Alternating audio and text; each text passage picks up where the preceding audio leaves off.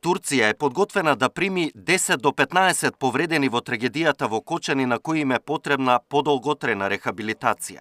Целиот третман, кој би траел повеќе од година дена, понуделе да биде бесплатен, информираше министерот Таравари. За ова, меѓу другото, заедно со премиерот Мицкоски разговарале со турскиот министер за здравство.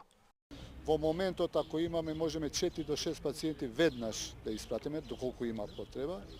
А во тек на времето, ви велам, максимум до 15 пациенти се подготвени да прифатат и тоа е многу добра вест. Во недела ги посетив нашите 2 пациенти кои што се во Турција. За среќа, свесни, контактибилни, нивните родители многу задоволни од третманот и инсистираат таму да продолжи рехабилитацијата, воопшто веднаш да не се вратат додека комплетно се рехабилитираат.